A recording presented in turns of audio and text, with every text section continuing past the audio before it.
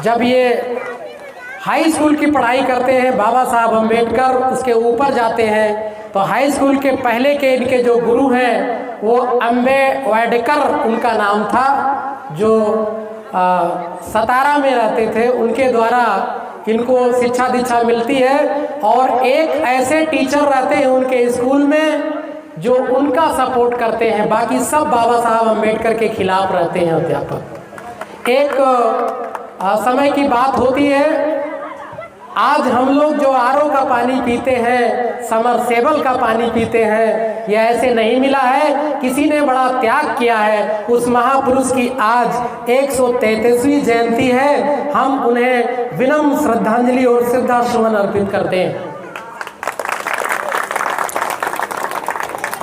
एक समय की बात है, डॉक्टर अंबेडकर और आनंद राव स्कूल जाते हैं और उन्हें बहुत ज़्यादा प्यास लगती है, तो उन्हें पानी नहीं पीने दिया जाता था, उन्हें अछूत माना जाता था।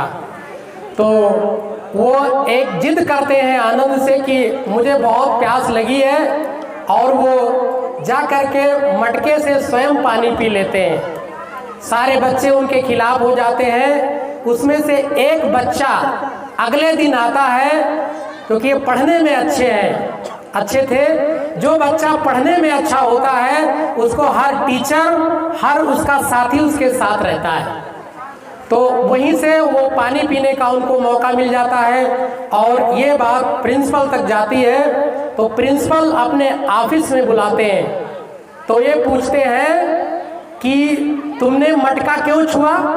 तो डॉक्टर अंबेडकर, क्योंकि जिसके अंदर आग होगी, कॉन्फिडेंस होगा, वो कभी किसी से डरेगा नहीं। और कॉन्फिडेंस कैसे आएगा? पढ़ाई लिखाई से आएगा। तो बोले कि मुझे पानी की प्यास लगी थी, इसलिए मैंने मटके से पानी पी लिया, और हम 2 भाई थे, दोनों भाइयों ने सबको पीट पाट डाला है। बोले आप 2 लोग सबको गिरा दिया मार के? बोले हाँ, प्यास लगी थी, मुझे आवश्यकता थी, तो मैंने अपने अधिकार को छीना है। तो उनके टीचर बोलते हैं अधिकार मांगने से नहीं, छीनना पड़ता है।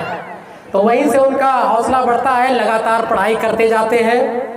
और आज जिस व्यक्ति को क्लास में पढ़ने नहीं दिया गया, वो व्यक्ति ने आज ऐसा दस्तावेज तैयार किया कि आज पूरी न्यायपालिका और हम आप जो मंच से बोल रहे हैं, ये बाबा साहब की देन है। हम उनके लिए हम सदा ऋणी रहेंगे और रहना चाहिए। यहाँ पर एक तस्वीर दिख रही है, छत्रपति साहू जी महाराज। अगर छत्रपति साहू जी महाराज नहीं होते तो बाबा साहब अम्बेडकर के पास इतनी डिग्रियां हैं कि जितनी हम एमए तक क्वालिफिकेशन नहीं कर पाते।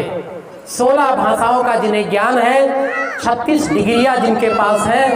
हम 1 डिग्री एमए कर लेते हैं और बिल्कुल सीना तान कर बोलते कि हम एमए हो गए हैं, एमएससी हो गए हैं, पीएचडी हो गए हैं, है ना।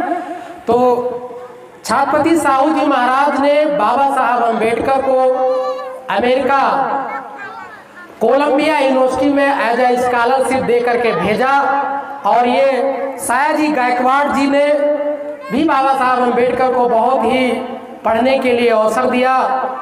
कहीं ना कहीं एक जो कुर्मी समाज है वो हमारे लिए कहीं ना कहीं बहुत ऋणी का काम किया है। हमारे महापुरुष को विदेशों में जो बाहर की डिग्रियां थी, उन्होंने स्कॉलरशिप दे करके बाबा साहब को पढ़ने का मौका दिया।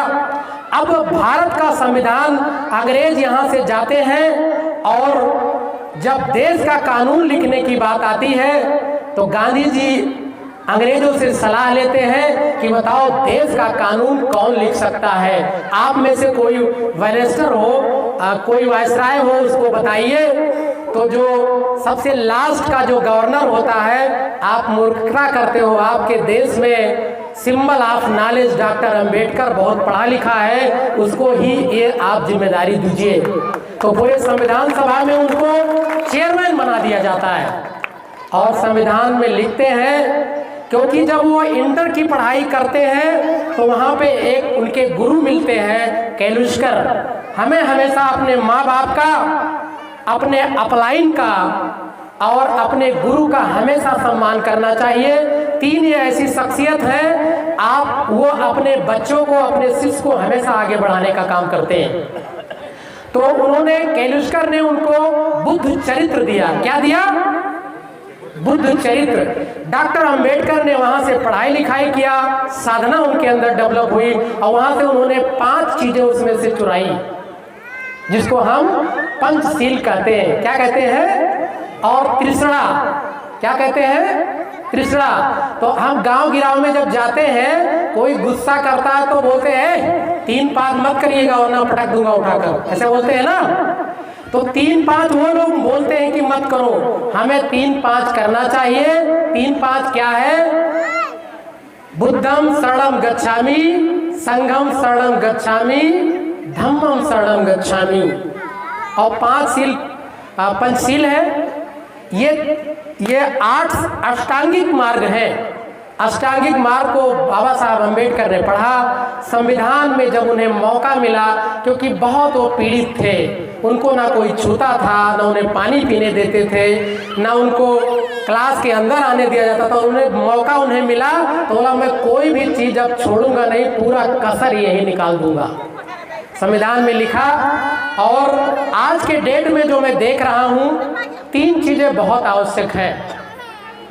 शिक्षित रहो। 2 तरह की पढ़ाई होती है। हम बीए कर लेते हैं, सब्जेक्ट क्या है हमें मालूम नहीं, हम साक्षर हो जाते हैं, एप्लीकेशन में क्या लिखा है मुझे मालूम नहीं। तो साक्षर ना होकर शिक्षित बनना है। हम अपने बच्चों को शिक्षा के प्रति जागरूक करें। और शिक्षा महंगी होती जा रही है, आपको मालूम होना चाहिए।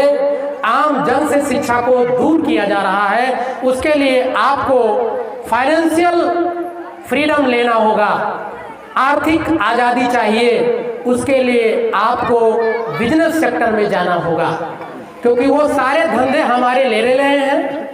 जूता का काम, जूता वाला दुकान वो खोल दे रहे हैं, कपड़े वाला दुकान वो खोल दे रहे हैं।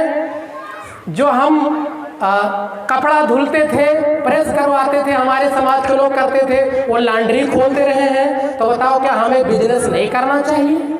धंधा की तरफ बढ़ो, है ना। अब जब आप बिजनेस की तरफ बढ़ेंगे, पैसा जब आपके पास होगा, तब आप समाज को मोटिवेट कर पाएंगे, फंडिंग कर पाएंगे, जगह जगह कार्यक्रम करवा पाएंगे। आप सामाजिक तौर से आपको मजबूत होने की जरूरत है। जब आपका समाज मजबूत होगा, शिक्षित होगा, सोशल मीडिया से अपडेट होगा, तो बताओ राजनीति की तरफ प्रेरित होगा कि नहीं होगा? पैसा प्रधानी लड़ने के लिए 20 लाख रुपए पड़ते नहीं पड़ते? अब पैसे जब हमारे पास होंगे तो हम सामाजिक, आर्थिक और फिर हम राजनीतिक की तरफ चले जाएंगे। तो बातें तो बहुत है। हम इतना कहना चाहते हैं कि आपको अगर नौकरी नहीं मिली है तो चिंता करने की जरूरत नहीं है। दलितों, पिछड़ों, मजलूमों, अल्पसंख्यकों, आपको अब व्यवसाय और उद्योग लगाने की जरूरत है, क्योंकि नौकरियों में पेंशन है नहीं और आरक्षण को खाते जा रहे हैं ये लोग। लिटरल एंट्री हो रही है। जो आईएएस देश की सबसे बड़ी नौकरियां हैं, उसमें भी ये लोग नॉमिनेट करते जा रहे हैं। हमें आपको पता नहीं है, इसको पता करने की जरूरत है।